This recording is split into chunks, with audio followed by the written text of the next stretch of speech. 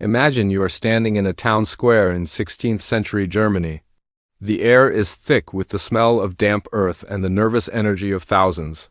You are not there for a festival. You are there to watch a man lose his humanity. In this era, death was not the ultimate sentence. Execution was considered a mercy, a quick exit from a hard world. But for those who broke the most sacred laws, the state had something far more creative. Something that turned the human body into a living sculpture of agony. It was called the breaking wheel, and today, we're going to look at why it was feared more than the fires of hell itself.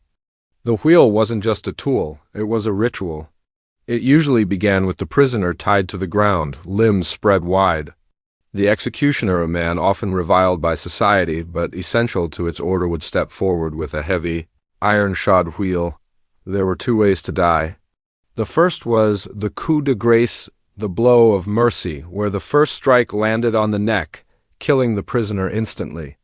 But for the truly hated, the sentence was the bottom-up break. The executioner would start at the shins, crack, then the thighs, crack, then the forearms. He would skip the chest and the head.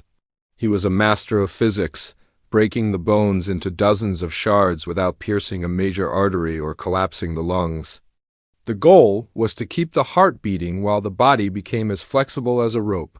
Once the bones were shattered, the executioner wasn't finished.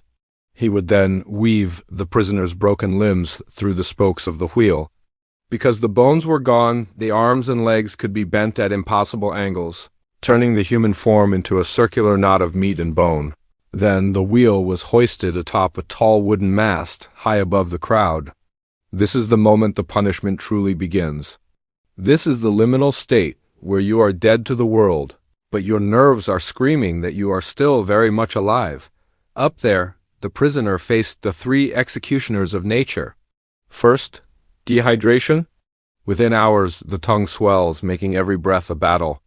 Second, the sun, exposed and helpless, the skin burns and blisters. And third, the carrion. Crows are intelligent birds. They know when a meal cannot fight back. They do not wait for the prisoner to close their eyes for the last time. To understand the sheer endurance of the human body under torture, we have to look at the case of the 16th century bandit, Christman Jennepertinga. He was a man who had allegedly committed over 900 murders.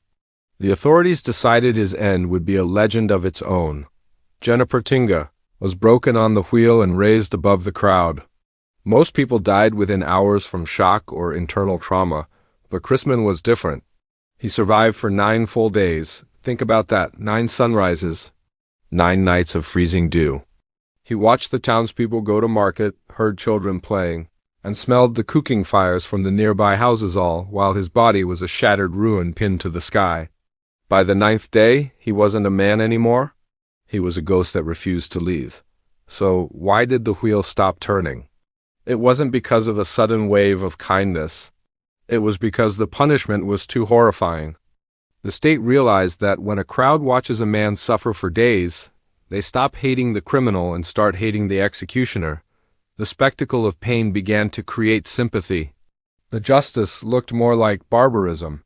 By the 1800s, the squares grew quiet and the wheels were moved to museums.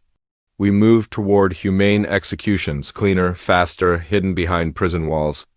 The wheel reminds us of a terrifying truth. History isn't just a story of progress. It's a record of what we are capable of when we believe our cause is righteous. This punishment was worse than death because it proved that the human heart can be colder than the iron that breaks it. If you want to uncover more stories the history books try to forget, join us. Hit the subscribe button and turn on the bell. Next time, we look at the brazen bull, the bronze statue that turned screams into music. This is Dark History Drift. History is dark. Let's explore it together.